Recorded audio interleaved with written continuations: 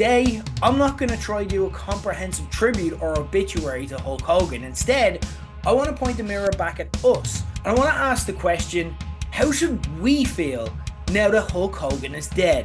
And that makes sense as wrestling fans, because we're conditioned from a very young age to view the world through those two clear binaries of babyface and heel.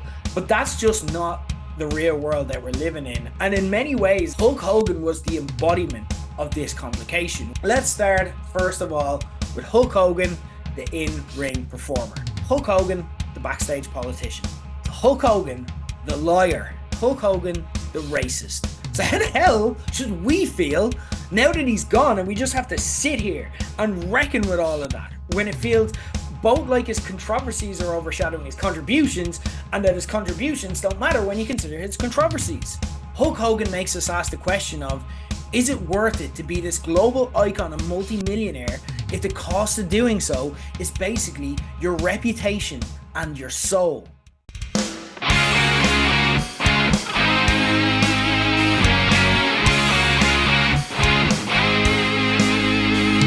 Hello my friends, we meet again. You're very welcome back to Ring Psychology with myself, your host Ger Leggett, and we are just days away from WWE SummerSlam. I cannot wait and have a lot to discuss today.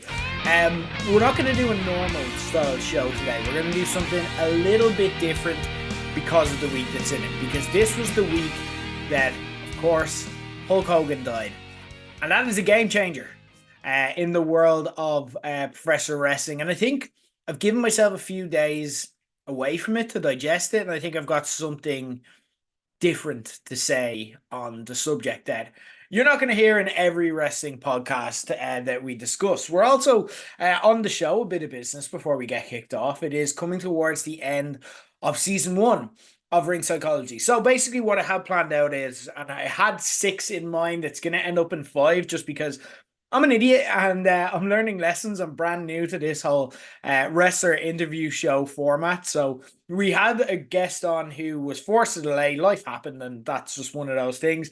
And I forgot to get a second guest in. And then it got to the time of the week where I'm like, I should definitely be releasing a podcast right now. And I'm like, yeah, you should. You haven't organized anything. And I'm like, okay. It's been a while since I had to do one of these weekly podcasts, I swear. Myself, Katie Harvey and Corporate Keane, who would have presented the old Low Blow show, we still have a group chat. And every now and then we'd chat and we'd say, like, how the fuck did we do weekly podcasts? How did we do? We recorded not 1, but 2 podcasts every Wednesday of decent size as well. I don't know how I did it. It's a lot of work, but I hope you've enjoyed the season so far. We are going to do short bursts. So what I'm planning is 5-6 episode seasons.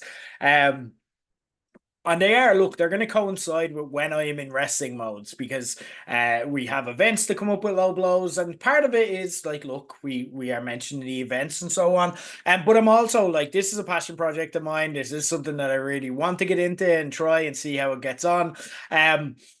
And I want to but that's when I'm in wrestling mode. And then when the events finish and I'm on a break because it takes a lot of work and I have a busy life and I have a job away from this as well.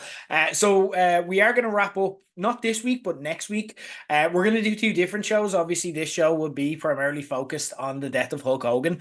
And next week, I want to get into the psychology of WWE SummerSlam and look back at whatever is going to happen next weekend. And then I also want to take a look at the new Netflix WWE Unreal series, see what that's offering and kind of give my thoughts on that as well. So we're going to wrap up with 2 slightly different shows away from the typical format, but hopefully interesting nonetheless. And guys, one last time, because this is the final show before WWE SummerSlam weekend party in the Woolshed. It is exciting. We had the cards revealed this week, and we have loads planned. Since we last spoke on this show, we announced that for the first time ever, we're going to be doing Low Blow's Taskmaster.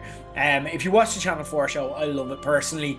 I've always wanted to do this, and I finally got, right, okay, this is how we do it in mind. We're going to do, some of you in the audience that are in attendance will get to get up on the Woolshed stage. You get to participate in a series of WWE-themed Taskmaster tasks that would not be out of place on the TV show. and you get to potentially win free drink for completing them. So it's going to be a lot of fun. I cannot wait. We also have the beach party. We have a SummerSlam table quiz. We're going to have classic matches on the screen beforehand. Both nights start at 8 p.m. And SummerSlam itself starts at 11 p.m., slightly earlier than usual. So just watch out for that and make sure you get there nice and early. We do have limited tables available for Sunday and limited general admission for Saturday. With the WWE, and I'll bring you in behind the scenes because you guys are the podcast listeners, you get the real story, okay? So, this is our first time obviously running a SummerSlam weekend event of 2 nights of SummerSlam rather than one, because it's the first time WWE's done it. And obviously earlier on this year at WrestleMania, we ran our first 2-night WrestleMania party as well. And what's interesting about my job is, because we're the only people in Ireland who run these kind of events, we're the originators and we're the last ones standing at low blows since 2012. We get a really unique insight into how Irish audiences are feeling about shows. So, and there are certain trends that no matter what, every year, they're always the same. The Royal Rumble, for example, that's going to sell out or nearly sell out. We have to literally refuse people at the door this year. Tables go straight away, and we just know in Ireland, the Royal Rumble is probably even more popular than WrestleMania. WrestleMania, we learned this year that people are well up for doing 2 nights, and especially it's WrestleMania. So WWE also tends to deliver on both of those nights at WrestleMania. They have the big matches and they tend to split it 50-50 as well. SummerSlam is a little bit different. And again, I'll give you full transparency here because, look, this is, we're all in this together, essentially. What I learned from this is that August is a busy month for Irish wrestling fans, and that's not surprising. We know that to be the case. In a few weeks, we've got, for the first time ever, WWE SmackDown. A WWE TV taping is happening in the arena. We've always got house shows forever. So first time ever, and a lot of people are going to that. Tickets are, as you'd imagine, costing a fucking bomb, and it's sold out. So there's a lot of that going on as well. If you're an absolute sicko like myself, you'll know that AEW has a show on in London for Forbidden Door a couple of days after that, and they have a Dynamite in Glasgow a couple of days before SmackDown. So there's a lot of people who are doing all of that and trying to fit it in, and that costs money.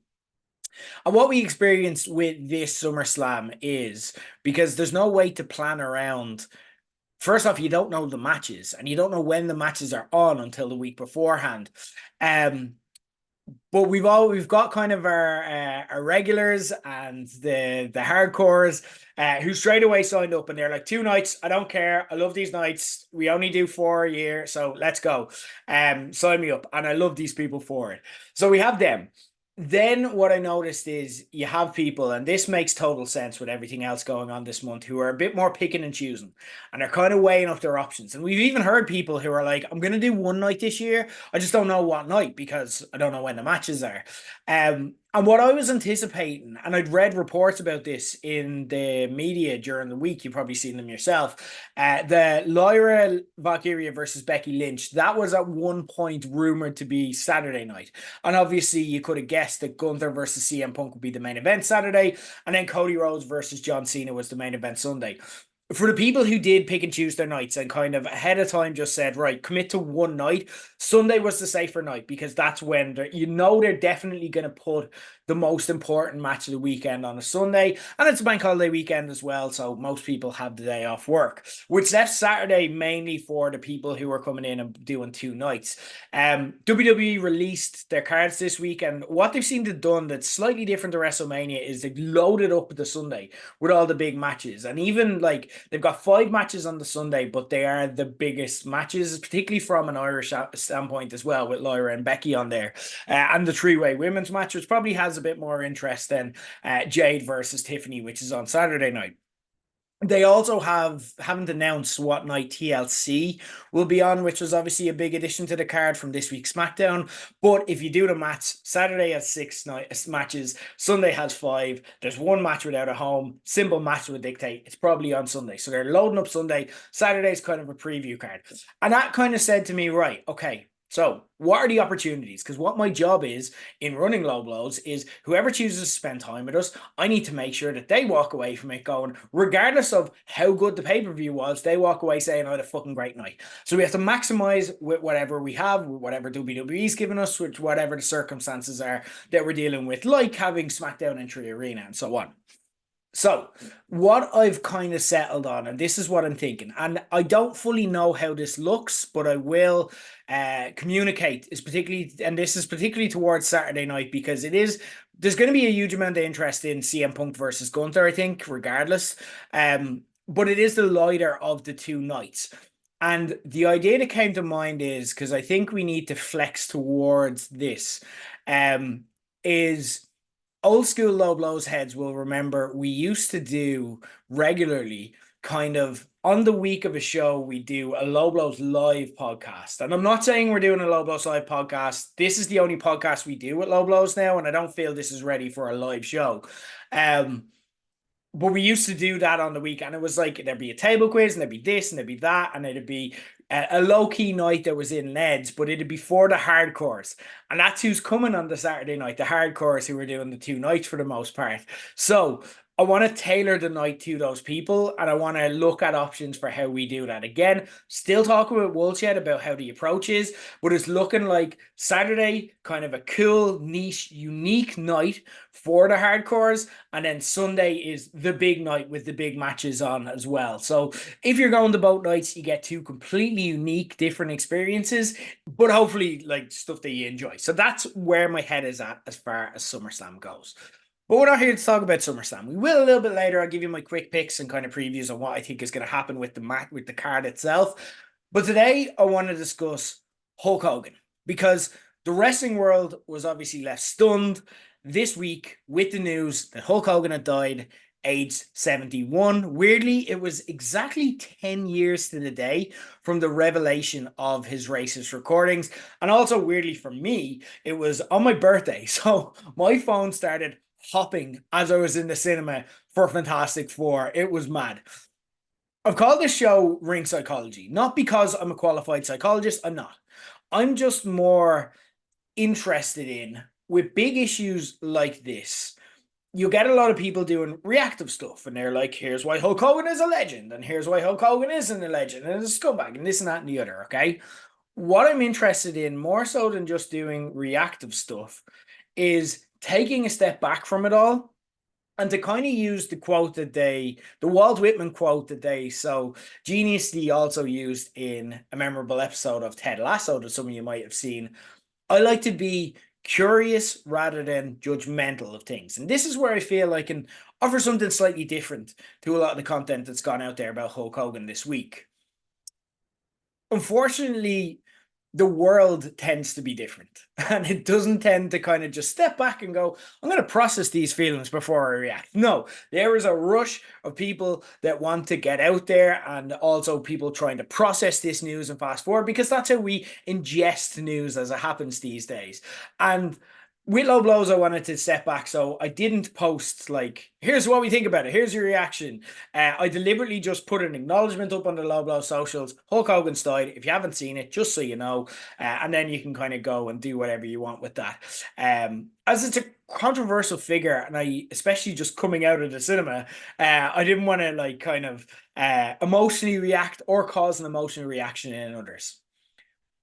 Part of the initial reaction, and I don't think this is necessarily intentional a lot of the time. I think it's more just the world has programmed and trained our brains to this, and they've got us addicted to this, and this is just how we respond to things these days. People realize that if you get stuff out quickly, it's a peak time for quote unquote engagement, and you get loads of likes, or you get loads of engagement and responses and this and that and the other. But also I think in doing that, first off, there's the whole thing about the first instinct is often the worst.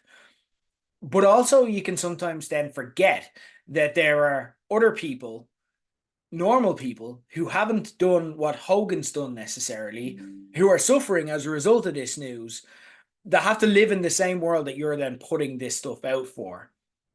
And then you've also got people who grew up with Hogan as their hero as a child. And I think we've all lived this in some form of wrestling. It's very confusing and difficult and something you have to navigate, not just with wrestling, but with like just being fans of people as a child in general. Um, but it is also specific to wrestling in a way because kids who are drawn to pro wrestling in the kind of obsessive way that many of us were and that we never let it go, even into adulthood, it can provide a sort of source of comfort for people who may suffer from like difficult upbringings and the like. And then you grow up and you realize that this person that was that comfort blanket to you and that hero and that role model may not have been that heroic after all. Part of what made me fall out of love with wrestling, and I was never a particularly good wrestler, I was never going to go the distance or anything like that. But I did get into it and make the decision from I'm just a really big fan into I need to do that and I need to learn how to do it now. Was watching Chris Benoit, I've spoken about this before, win the World Championship at WrestleMania 20. That was in 2004, and I started training in 2004. That's not coincidental. I finished training around 2008, 2009. I was fully wrapped up with wrestling. And Chris Benoit's the murder suicide happened in 2007. And that kind of can tell a story. You can infer a lot from that and those timelines, and you'd be right in doing so. Trying to marry these core memories at crucial times in your life when they formulate you as a person with these complicated legacies while also dealing with the fact that whatever this person, like Hulk Hogan in this case, was to you today is now just gone. There's no redemption. There's no moment where you get to finally like figure out here's how I feel about them and they've crystallized this by doing the right thing or whatever. That's not happening. They're gone. And there's no way to compartmentalize or make all of that make sense. You just have to deal with it. And that is the unfortunate thing about death is that life very rarely works out in the way that in that nice kind of packaged in a box way. And then you've also got people who were never really fans. And this is for me, I'm going to be honest, this is a really easy viewpoint to have. I was never a fan of this person. You're a scumbag if you're a fan of this person. I don't like that view. I think if I'm being honest, and I was never a Hulk Hogan guy for what it's worth, so I'm not sticking up for Hulk Hogan guys or anything like that. I just don't necessarily see the benefit of doing that. Like, you're making a very easy point. If you're saying racism is wrong, like, you're not teaching anyone anything there. Like, you're just, and I hate using this word because I'm not like anti woke or anything like that, but it is virtue signaling. You're saying, look how good of a person I am. And it doesn't really change anyone's opinion. It doesn't achieve anything. It's just like you didn't grow up with Hulk Hogan. You were probably weren't alive when he made an impact. So you saying, fuck this guy, like I don't see what it achieves. I do get, though, when I empathize with those people, that it can be frustrating for them to see this person who probably wasn't a good human being, and that's putting it lightly, being placed on a pedestal and the impulse to feel that they need to balance it out by posting. But I feel that it's a very simplistic, slightly immature way to look at the world. In an inverse but similar way, the kids believed Hulk Hogan was this perfect heroic figure that they should model themselves on.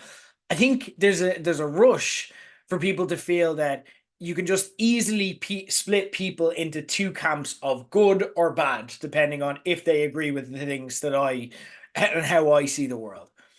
And that makes sense as wrestling fans because we're conditioned from a very young age to view the world through those two clear binaries of babyface and heel. That's how we learn the world at an impressionable time of our life. And even as we age and realize that life isn't that simple, we still have an impulse to kind of file people, particularly celebrities, away as baby faces and people we don't like as heels. We're used to a situation where the likes of Hogan have scandals come out like he did 10 years ago, and they have almost like a real life heel turn. And we're also then, there's cases like you think of superstar Billy Graham, you think of the Ultimate Warrior when they got inducted into the Hall of Fame, and we as a society, our fandom, essentially turned around and said, you know what, you've served your time, guys, and now it's your time to shine. So it's almost like a redemption or a face turn of sorts. But that's just not the real world that we're living in. And in many ways, as I want to explore today, Hulk Hogan was the embodiment of this complication, which is why his death almost instantly sparked a culture war of sorts and left wrestling promotions desperately scrambling for appropriate ways to acknowledge his death publicly, and everyone kind of succeeding and failing at the same time. You had WWE's surreal 10 belt salute to kick off SmackDown this week, which was the ridiculousness of it all was typified most, I think, by Bo Dallas dressed up as Uncle Howdy, showing how inauthentic it all was compared to similar heartfelt tributes of people that were more beloved, like Eddie Guerrero and Owen Hart.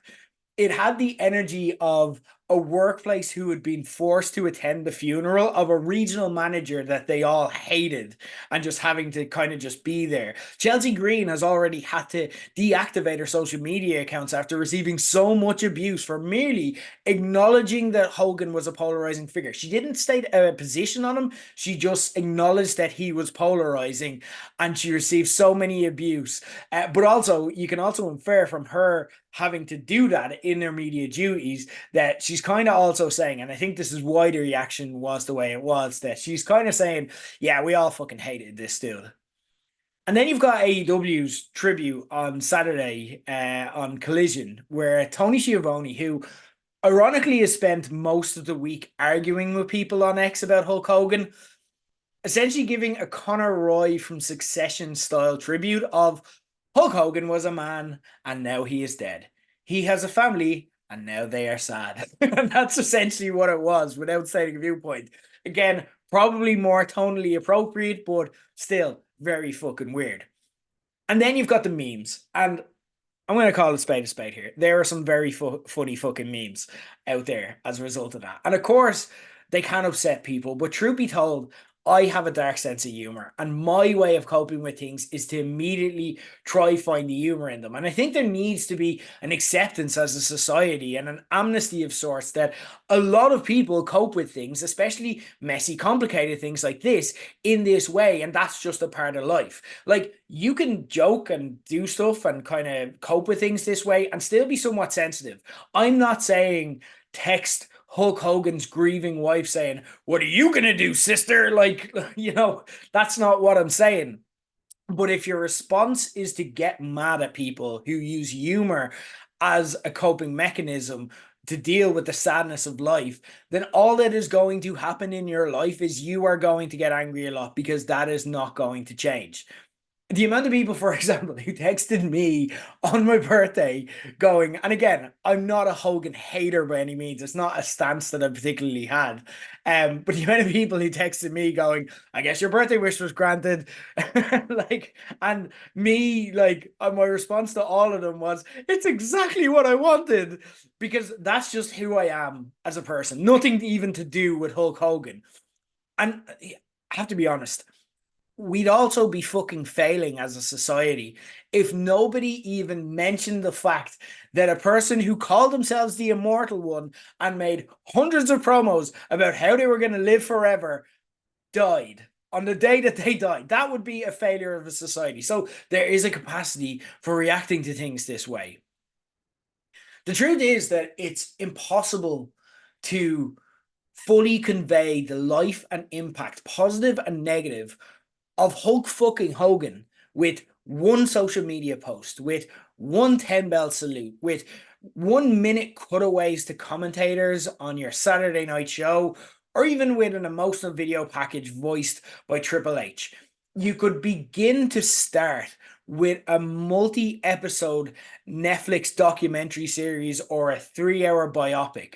But even then, to fully grasp it, that's a stretch. So today, I'm not going to try and do that. Today, I'm not going to try to do a comprehensive tribute or obituary to Hulk Hogan. Instead, I want to point the mirror back at us. I want to look at the reaction, and I want to ask the question, how should we feel now that Hulk Hogan is dead? And look, it's not my job to tell you how to feel. That's not what I'm looking to do here. All I want to do is air out how everyone is feeling and why that is. And much the same way that when I interview wrestlers, I want to give their brain a bit of a workout by airing all of their facts and feelings and just letting them draw their own conclusions. I want to do that for you as well. And in the process, I hope, because it's not like I have all the answers, I may have some of the questions, but I hope I can figure it out myself through the course of recording this. Let's start, first of all, with Hulk Hogan, the in-ring performer. And if you are a trainee wrestler, or if you're anyone who wants to comment on professional wrestling and be taken in any way half seriously by people who know what they're talking about, you absolutely have to have some level of an appreciation or working understanding, at the very least, of Hogan's contributions to wrestling. I'll put it to you this way and tell a story. When I was training with Irish Whip Wrestling, we got the opportunity to do a 3-hour seminar with Raven. And this was around 2006 or 2007. So this was peak. Raven is an edgy badass doing shoot interviews everywhere, telling things how it really is in wrestling. So we were all dying to learn and pick his brain in a relatively private environment to learn how things really were and what we needed to really know to like kind of get wrestling as a whole. That was a 3-hour seminar. And the entire 3 hours basically became him telling us how everything in wrestling, in the ring, comes back to Hulk Hogan. And I'm telling you then from personal experience of then trialing that out and putting it into practice, he's not wrong. I'm very open, and I've already spoken about the fact that I was not a gifted professional wrestler. So you're not going to learn anything in particular from me. But I can tell you that I was a kid who, when I started training in wrestling, 2004, that was the year of the Wrestling Channel, if you were in Ireland or the UK. So I was going into that being influenced by peak Ring of Honor with the likes of Bryan Danielson, CM Punk, Christopher Daniels, Loki, all the lads, and notions of trying out all these cool spots. But the first time I ever kind of learned how to get a reaction from the crowd was when I stopped. I cut out all that shit. I slowed things right down, and I remember to tell the crowd a very clear and obvious story and basically wrestled Hulk Hogan style matches. And I'm like, oh, I get it now. Hogan was not a gifted athlete by any stretch of the imagination. He was not a talented technical wrestler, but he made his fortune in the ring, and deservedly so, because he was the first to figure out that the moves don't actually matter that much. In the 1980s landscape, where he was competing with kind of the hyper realism of Ric Flair and Harley Race and NWA on the other channel, Hogan twigged that he could get twice as far with half the work by just making it really fucking obvious to the crowd that he was hurt when the heel was wailing on him, and then amplifying the fuck out of the comeback and the finish. He simplified the fuck out of the basic ring psychology of babyface shine, heel heat, hope spots in the middle of it, the big comeback and finish, focusing on making himself and everything he did as big and as obvious to the audience as possible, so even packed stadiums of wrestling fans could feel everything that happened on a guttural instinctual level. And what I mean by feeling is when you're watching truly great wrestling and your brain disconnects, so you're not thinking, oh, that's a cool spot, or oh, I wonder how it's going to get booked, or oh, that was really good selling, or oh, they fucked up that spot. When you disconnect from that side of you and you just become that fucking maniac who's booing and cheering and standing on your feet and screaming, and it's kind of got you connected in that way, Hogan could do that. In his promos as well, he just trimmed the fat and simplified everything. Consider for a second the context of the company that Hogan stepped into when he came into WWF. Previously, as WWF, the benchmark for what a star looked like was Bruno Sammartino, who, again, similar to Harley Race or Ric Flair, was kind of an everyman. He was the kind of guy, the tough guy that you could also see just walking down the street in New York.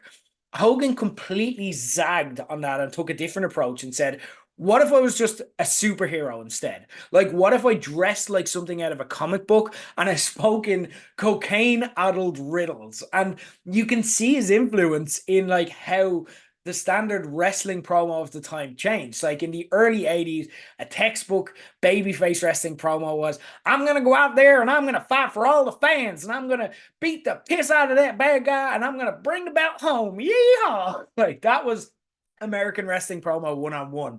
And by the end of the 80s, everyone seemed to be like, when I look up to the sky and I look God in the eyes and I tell you he's looking right back at me and he's like, you gotta go lift that guy over your head and you gotta throw him up to heaven and you gotta take the belt home. That's Hulk Hogan. Like everyone was copying his style and it worked. And look at the business that he drew as a result. In terms of cultural impact, do this exercise. Name for me any GOAT in their field, in any mainstream form of sport or culture that completely changed the course of their entire industry, not once, but twice. As Hogan did in 1980s with the WWF and the changes that he brought to it, and then again in the 90s with the NWO and WCW, and then the impact that that had and the influence that had even on WWF and how they sparked the Attitude Era. Here are some names that I'm going to give you as legendary figures in their field who can only claim to have changed the game once throughout their legendary careers. Pele, Michael Jordan, Tiger Woods, Robert De Niro, Serena Williams, the Beatles, Tom Cruise, Leo Messi, Beyonce. It just doesn't happen. Yet with Hogan, it did happen twice. For 99% of the people watching or listening, if Hulk Hogan himself wasn't directly responsible for you starting to watch wrestling, if he personally didn't draw you into it, his popularity and the popularity he brought to wrestling was likely responsible for you being able to watch wrestling to begin with. For any of us who still have grandparents who are living, if you did a straw poll among those grandparents, he is the one name that every single one of them would know from wrestling. The only person. You could argue, say, The Rock or something like that, but I don't know about you, but I'm fairly certain my granny hasn't seen any Fast and the Furious movies, and she definitely never watched Black Adam or any of that shit. Of course, he didn't achieve all of this through sheer talent alone, which leads us on to Hulk Hogan, the backstage politician. The ruthless bastard who would step on his own granny's neck to ensure that he won the main event of every card that he could, unless for some reason it was in his best interest not to. And we could do a whole 3 hours in the stories, and I'm sure you will find plenty of places doing so or having done so either this week or in the past. But just to give you a bit of a flavour, he ratted on his own colleagues to foil their plans to start a union. He let his ego blow up WCW. He used his influence to repeatedly bury legends like Ric Flair, Ultimate Warrior, and Randy Savage, among dozens of others. Even when he came back to WWE in his later career, beating the likes of Shawn Michaels and Randy Orton when he could barely walk and it was visibly ridiculous for him to do so. You just need to look at Hulk Hogan's peak WrestleMania run to see his ego run wild. You can just put on a pay-per-view right now and you can see it in play. WrestleMania 8 and WrestleMania 9, he basically hijacked the end of both of those shows. At WrestleMania 8, he played out a farcical non-title match in the main event against Sid Vicious, where half the match was just him beating on him with his theme music still playing, and that was the main event ahead of the title match, which was Ric Flair versus Randy Savage, which should be the title match of any show that it's on, put simply. Then at WrestleMania 9, he beat Yokozuna for the title in mere seconds, minutes after Bret Hart was unable to do so, just for the sake of it. Then he didn't do anything with that. He dropped the title the next night. He just didn't want Bret Hart to do it, and he didn't want a WrestleMania closing with him not holding the belt. He had zero qualms about turning on people who had been good to him when the wind blew in a different direction. WrestleMania 9 that we just spoke about was his final WrestleMania with his initial run in WWF, because shortly afterwards he left for WCW and testified against the WWF machine who had made him a millionaire in the steroid trial. And that's not me defending that era WWF or Vince McMahon in any way. It's essentially just one scumbag turning on the other, but it just shows this man has zero loyalty to anyone but himself. You may argue, and it's a fair question, What about the likes of Jimmy Hart, the Nasty Boys, Brutus Beefcake? We probably wouldn't even know that these mediocrely talented people even exist if Hulk Hogan didn't bring them along for the ride wherever he went. And that's not untrue either. Another complicating factor in Hulk's story was that he could be a good friend who looked after those within a circle. But if you then watch Brutus Beefcake's episode of Dark Side of the Ring, you'd see a man who essentially is living out a shell of a life as a consequence of falling out with Hogan. So you can't fully argue that point either. Like, the happy ending of that episode wasn't an emotional reunion between the pair or anything like that. It was merely Hogan publicly acknowledging Beefcake's existence in the WWE Hall of Fame, and Beefcake being thankful for the crumbs that Hogan had given him, having pretty much sacrificed his entire identity and being to rub shoulders with the man. The truth was that to Hogan, much like his pal, President Donald Trump, who he later championed vociferously, reality was whatever benefited him in the moment. There was no such thing as objective truth, and Hogan had zero qualms about just making shit up if he thought it furthered his hand or even just made him look or sound cool. And that leads us on to Hulk Hogan, the liar. From claiming he played bass in Metallica to the likes of claiming that he made Brock Lesnar and Mike Tyson back down from a fight with him at their physical peak, to my personal favorite, he said he wrestled over 400 days in 1 year. And again, when he was questioned on this, he's like, oh, the time zones, bro. I'm like, are you using Santa Claus logic?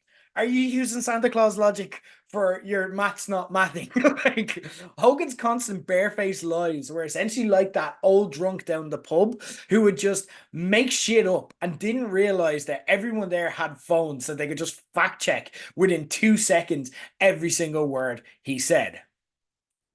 Next up, let's get onto it. Let's talk about Hulk Hogan, the racist. A man who was happy to rub shoulders with the likes of Mr. T and Muhammad Ali in public when it suited him, but behind closed doors was very free with the N-word at the mere thought that his daughter Brooke might be dating a black man.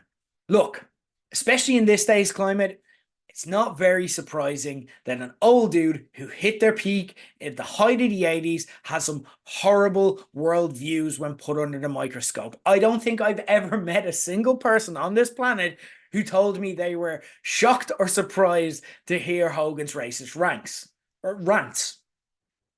What rankles people more, and why you saw so many people reacting with rage this week at tributes paid to him, is the combination of, at the same time, seeking forgiveness publicly from people while also clearly remaining completely unapologetic about what he'd done. The reason the WWE locker room had that awkward, tense energy during the 10 belt salute to his life on SmackDown was that Hogan used the time WWE gave to him to speak to the locker room, to explain himself, and to hopefully make amends with them, to essentially say, be careful, brother, they got cameras everywhere, be careful you don't get caught. So think what you like, say what you like, you can be a horrible human being, but be careful you never get caught. And that was his approach to it, with both sides of his face. At the same time he tried to do the rounds publicly to insist he wasn't a racist, he was also suing media site Gawker literally out of existence for just revealing who he was to the public. He never, ever gave the impression of someone who even remotely understood that what he said was wrong, instead seeing himself as the real victim of the entire scandal. And if you want to get a bit psychological at this point, absolute narcissist. That's what that is giving. And if you were naive enough to convince yourself that Hogan had learned his lesson, even as recently as last year, Hogan found a way to make a fool of you for being his fan, as he reacted with the glee of someone delighted that racism was cool again by vociferously endorsing Donald Trump at MAGA rallies during his 2024 presidential run. I've barely scratched the surface of the life and times of Hulk Hogan here, but in short, if you feel that Hogan was a legend who's responsible for so much of what we enjoy about pro wrestling today, you're not wrong. Similarly, if you feel like he's a horrible human being and it's frustrating for you to see tributes paid to him this week, that's also a fair viewpoint. So how the hell should we feel now that he's gone and we just have to sit here and reckon with all of that when it feels both like his controversies are overshadowing his contributions and that his contributions don't matter when you consider his controversies? For me, how I like to look at things is looking at the circumstances that we're learning and have seen of how his life ended. The Trump rally showed us beyond any shadow of a doubt who this man was. If you wanted to bullshit yourself into saying that he just had one weak moment that was caught on a camera a decade ago and that your hero was actually this decent, loving man because he signed off his Twitter posts with only love HH for a while, he did you dirty here. The man not only wanted to live in, but he actively fought for a world where people of a different color of skin would be attacked because they happen to have a different color of skin. He was a pathological liar. He was a ruthless scumbag. His daughter learned about his death through text, having not spoken to him in years. He wasn't surrounded by all of his family and friends when he died. He was surrounded instead by his third wife, a yoga instructor 25 years his junior. Now, I'm not casting aspersions on that relationship. I don't know anything about it, but I'm just saying we all know how that looks on paper and how unfulfilling that must be when your daughter won't speak to you as a result. On his final live televised WWE appearance on the Raw Netflix debut earlier this year, he was booed out of the building because fans just didn't care about his bullshit anymore. He spent some time earlier this year teasing a comeback on social media of sorts with Eric Bischoff that drew very little interest and a lot of derision. And yet, in spite of all this, he probably got the best medical care possible to him when he was sick because he also died a millionaire. And it's hard to say that he didn't earn that money for all the success that he brought, both to his own life and to the sport of professional wrestling, and everything that he achieved that earned him that comfort. But the question I'd ask is, at what cost to him did that comfort come? I said earlier that this wasn't about trying to figure out Hulk Hogan. It was about trying to figure out how we should feel now that Hulk Hogan is dead. And I think that's why the deaths of tentpole celebrities who are totally synonymous with entire eras of our lives cause us to react this way. And it's why we fight each other and have this internal conflict within ourselves. Hulk Hogan makes us ask the question of, is it worth it to be this global icon and multimillionaire if the cost of doing so is basically your reputation and your soul? And you can make up your own mind there. He died a millionaire, but estranged from much of his family. The tributes to him were visibly awkward as fuck on television because they couldn't find a full crowd of people within the industry that he changed who liked him. Even the date that he died was weirdly linked with his public fall from grace. You could say, that's the cost of doing business, brother. But then again, he got to be in Rocky. He got to apparently play in Metallica. He tagged up with Mr. T and he slammed Andre the Giant. He wrestled 400 days in a single year. Don't think about it too much. And Elvis fucking Presley was apparently, according to him, a big fan of his, despite the fact that Elvis Presley died a few days after he made his debut in wrestling. Did Hulk Hogan win at life, or did he just finally do the job? The reality is, it actually doesn't matter. He's just dead. And his life was so fucking crazy, you can take literally any lesson you want from it and not be wrong. Anyway, that's Hulk Hogan. Let's talk about SummerSlam now. Let's get some quicks in before we wrap up. Let's start with Saturday night. Saturday, I think Sami Zayn gets his win back on Karrion Kross. I think that's overdue, and that seems to be where the story's headed. I think Randy Orton and Jelly Roll beat Drew McIntyre and Logan Paul, though I'd absolutely love to see this be this big star-making moment for Drew, and I think he really deserves it for the work he's put in the past few years.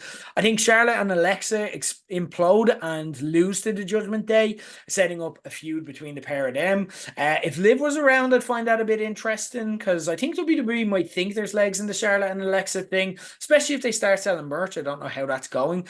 And I'd say that she costs Raquel and Roxanne, but I think she's got a good bit of recovery to do. And that, like, there's no rush with that either. It's probably a WrestleMania story anyway.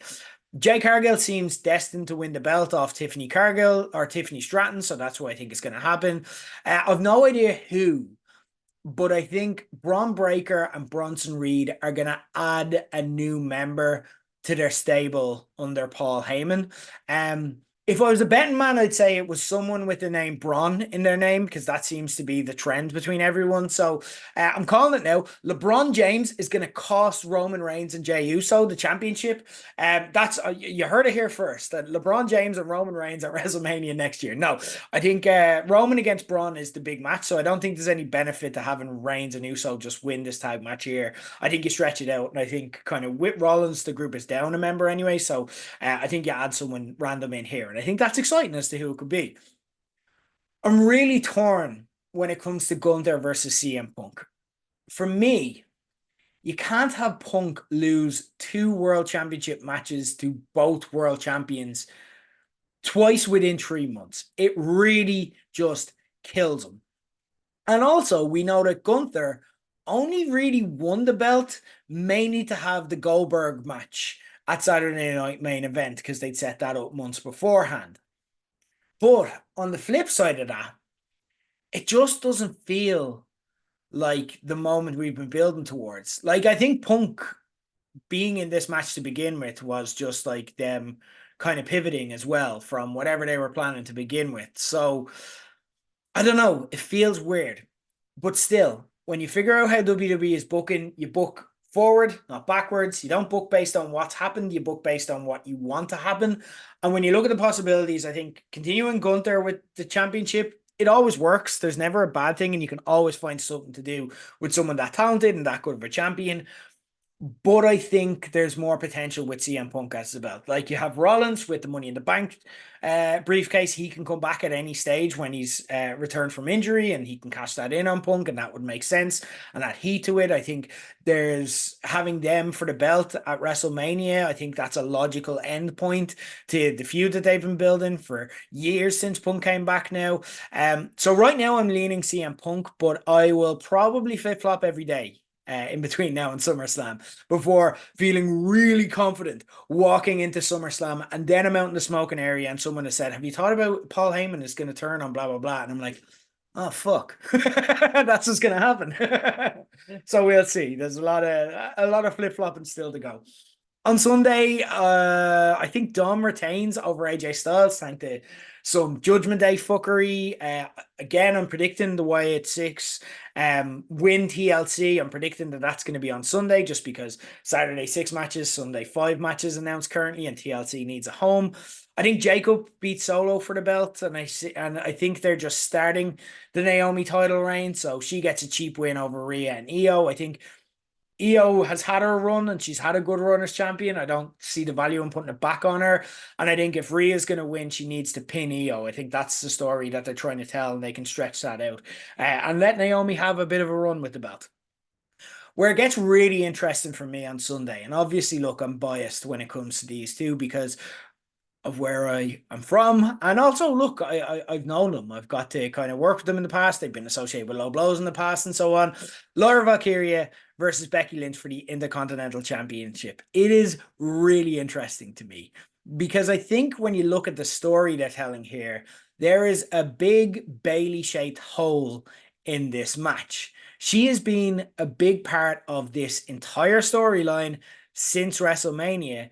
So I expect her to play a part. Now, I'm recording this before Monday Night Raw. So if you're listening after that, they may have announced her as a special guest referee or something like that. But I think she will play a part, whether officially or not. For me, outcome-wise, I don't necessarily think Lyra just winning here and getting another run is the best outcome for anyone involved. Lyra, throughout this feud with Becky Lynch, has shown herself like everyone in Ireland who knew her before she signed for WWE knew she's got the charisma, she's got the full package, she can speak on the mic, she can do funny work, she can do serious work, she can do main event matches, she can do everything. But there's a difference in doing it on the Irish indie scene and doing it in WWE to a crowd of millions on Netflix. And she's made that step with Becky. She's shown she's excellent on the mic. And I think you now need to give her something to continue that momentum. So I don't think just running it back with her in the title is the move. What I can see here is Bayley accidentally costing her the match somehow, and then have Lyra have an almost Becky style moment, flipping out on Bayley afterwards in a way that looks like a heel turn on paper, but like Becky's moment when she did the same with Charlotte at SummerSlam 2018, it might actually make the crowd like her more and get a bit of a connection based off that. I think whatever happens, that's where I'm leaning. But I think whatever happens, this is going to end up being one of the most interesting matches that we leave the weekend talking about. The big talk around Cody versus John Cena in the main event is this the time to end Cena's heel run and turn him back face for the end of his retirement tour? And they've even hinted at this themselves, with Cody saying that he wants the old Cena on SmackDown just gone.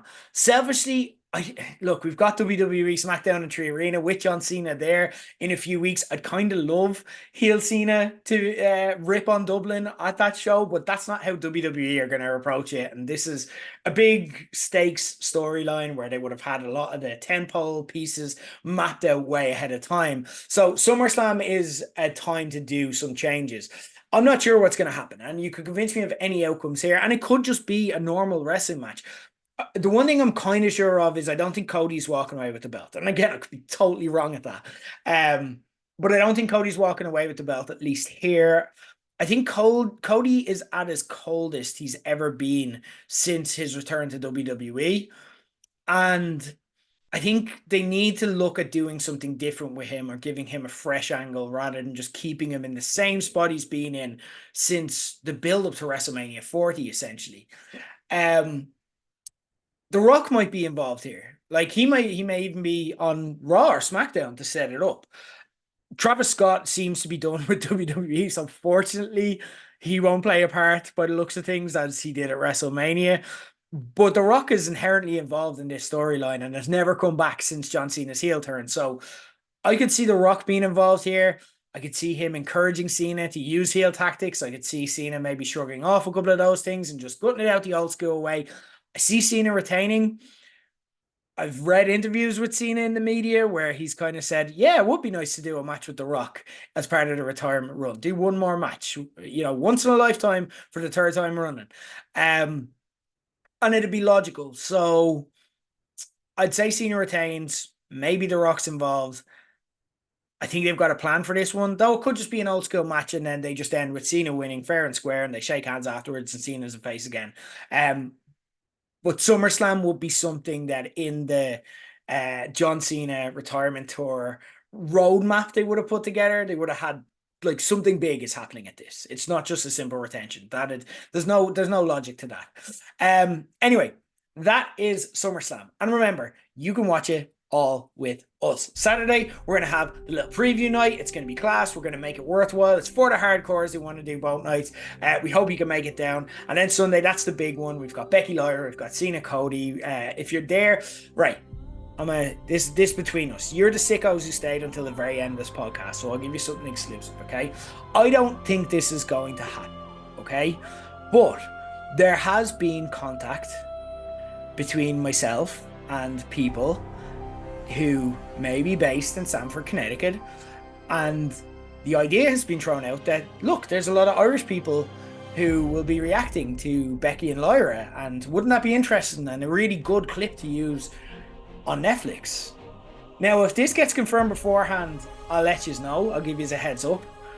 But either way, still show up on Sunday with your Becky shirts, with your Lyra shirts, bring your tricolours. It's going to be a celebration either way, whether that happens or not. I lean towards probably not. It's a big ask, but it's an ask that has at least got a response and some conversation going. And we'll see how we get on.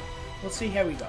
It's going to be a great weekend. It's going to be a memorable one. We will give you the best fan party in the world, as we always do. That's what we've done since 2012 here at Low Blows. I'll be back if I'm not chatting to you at the weekend. I hope we can have pints. I hope we can reminisce. I hope we can talk some bullshit and theorize in the smoking area. And as we get ready and then watch SummerSlam live together. But if I'm not chatting to you at the weekend, keep an eye out on the socials. We'll have videos, pictures up as well. And then I'll be back next week to break down SummerSlam and WWE Unreal, which of course drops on Netflix on Tuesday. I cannot wait. Until whenever the next time you hear my voice is. This has been Ring Psychology. I've been Ger Leggett. Rest in peace, Hulk Hogan, for better or worse. And that's been our time.